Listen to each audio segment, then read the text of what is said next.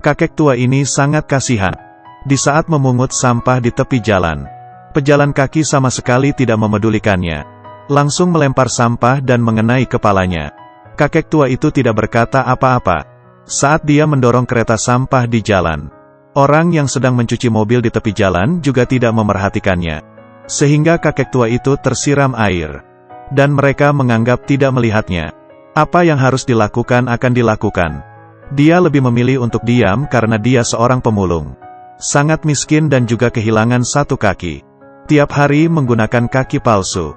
Dia sekarang sedang menabung untuk bisa mengganti kaki palsunya. Di saat ia pergi ke rumah sakit dan mengisi data, suster di depannya sangat tidak sabar. Hanya melihat sekilas formulirnya dan langsung meletakkannya ke dalam kardus. Lalu memberikannya beberapa obat pereda sakit. Kakek tua yang melihat obat itu juga hanya diam. Tunggulnya sangat sakit dan memerlukan istirahat. Memijat-mijat kakinya sambil menghelakan napas. Tapi meskipun dunia penuh dengan kebencian terhadapnya, dia juga tidak membalasnya dengan kebencian. Di saat dia melihat ada biksu, dia perlahan-lahan menghampirinya dan menyapanya dengan sopan. Lalu dari kantongnya mengeluarkan koin untuk didanakan kepada biksu. Di samping banyak sekali anak gadis yang sedang membeli es krim. Dan hanya ada seorang gadis sendirian berdiri di sebelahnya. Kakek tua yang melihat mukanya yang juga menginginkan es krim. Dia mengeluarkan koin dan memberikannya ke anak gadis itu. Mereka bahkan tidak saling mengenal. Tapi kakek tua itu menolong anak gadis ini. Anak gadis yang bisa membeli es krim pun senang. Suatu hari, dia melihat kakek tua dan berteriak menyapanya. Tiba-tiba,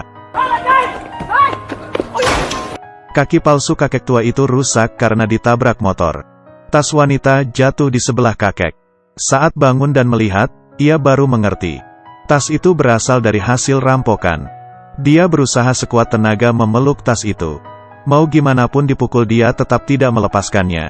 Beberapa menit kemudian, teman si perampok pun datang menyuruhnya untuk segera kabur. Dia mengatakan kata kasar kepadanya dan menaiki motor lalu pergi. Sekarang hanya tersisa kakek tua sendiri. Pemilik tas itu membawa orang-orang menghampirinya. Mereka menuduh kakek tua ini. Kakek tua itu ingin menjelaskan tapi tiba bisa berkata apa-apa. Polisi pelan-pelan menangkap tangannya dan dipakaikan borgol. Kakek tua itu masuk penjara, memegang besi penjara dengan tatapan kosong. Menyesalkah? Dia duduk di dalam penjara, tidak menyesal. Gadis kecil ini sibuk jalan sana jalan sini. Hari itu dia melihat semua kejadian yang terjadi dengan kakek. Tapi dia terlalu kecil, tidak bisa menghalanginya. Melihat berita di TV, gadis itu sangat emosi dan panik. Tapi dia juga tidak bisa apa-apa. Dia tidak tahu harus melakukan apa baru bisa membantu si kakek. Saat itu dia melihat adegan di TV. Seorang nenek tua menelepon untuk melapor dan mendapatkan bantuan. Gadis itu memegang kantongnya, dan ia pun tersenyum. Uang yang diberikan oleh kakek untuk membeli es krim masih ada sisanya. Dengan membawa koin ini, ia berlari ke telepon umum dan menelepon nomor yang seperti di TV. Dengan berani mengatakan apa yang terjadi sebenarnya. Pintu besi dibuka setelah kakek dikurung beberapa hari. Akhirnya kebenaran terungkap. Dia dibantu keluar dengan kursi roda. Dan suster rumah sakit datang ke tempat. Kemudian membantunya mengganti kaki palsu. Hari sangat cerah dan banyak orang yang menunggunya. Kakek melihatnya satu persatu. Pemilik tas yang awalnya menuduhnya mengaku salah dan minta maaf. Dan pengacara yang membantunya juga tersenyum hangat. Dan gadis yang pernah ditolongnya memberikannya senyuman. Kakek pun juga tersenyum. Dia tahu inilah baru kehangatan dari dunia. Cerita berakhir sampai di sini.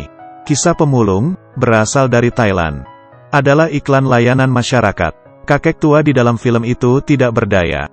Dunia memberikanku rasa pahit, aku akan membalasnya dengan nyanyian. Dia tidak meminta balasan dari orang, ia tidak pernah marah. Sehingga pada akhirnya, Tuhan membukakannya jalan. Alasannya sangat sederhana, tapi hal yang paling sulit dilakukan. Jadi dari awal hingga akhir harus percaya, kebaikan pasti ada karma baiknya. Kamu berbuat kebaikan, maka seluruh dunia juga akan menjadi kehangatan.